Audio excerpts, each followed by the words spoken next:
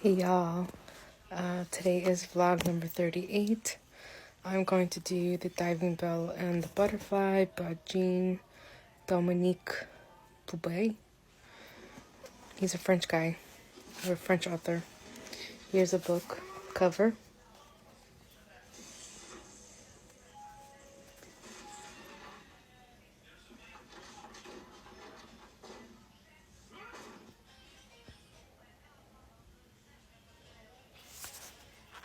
So this is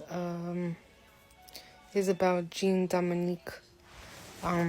He was a French editor for, I think it was French Elle, which is a famous magazine.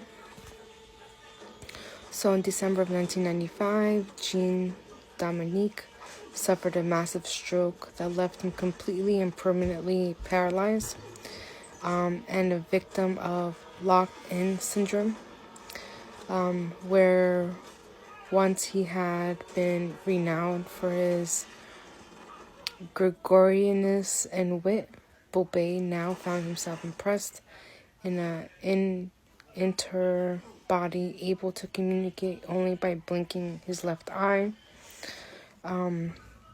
The miracle is that in doing so, he was able to compose the stunningly eloquent memoir, in which published 2 days before his death in 1996.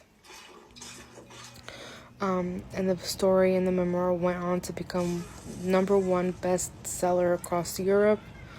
Obviously, Jean-Dominique has been famous due to him being an editor for the magazine in Europe.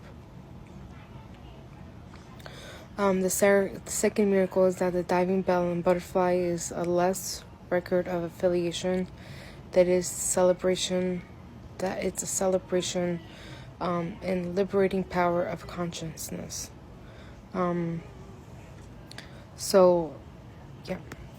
In a voice that is by turns wistful and mischievous, angry and sardonic, Bauby tells us what it is like to spend a day with his children, to imagine lying in bed beside his lover, to conjure up the flavor of delectable meals, even if he is fed by a tube.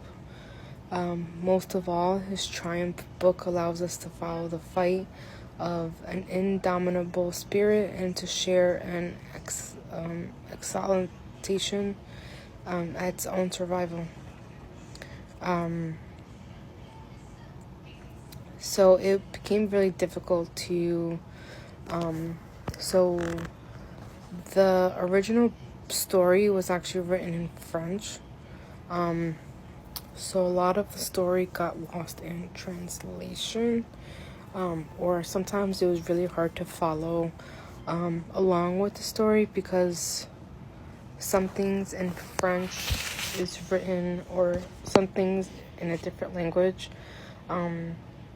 is written one way, and you do a translation, sometimes the words get disheveled, and sometimes it loses its meaning in a way.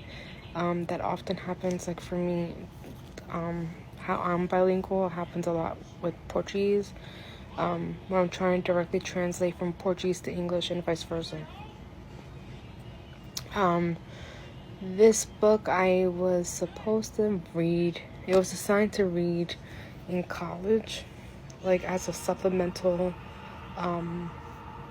story. I cannot confirm or deny if I read the story in college or not. I don't remember. I really don't remember. I don't know if I read the book or not. I think in college, I only read what I needed to, and if it was not mandatory to me to read, I didn't read it. But I did read it after college. I think I read this late last year. I rated it a 5 out of 5. Even though a lot of the story got lost in the context of the translation. Yeah. It was a good book. It was, it was written by him. It's a shame that it was published and put out in public days before his death. Yeah, and it sucks that he only lived a year after his stroke.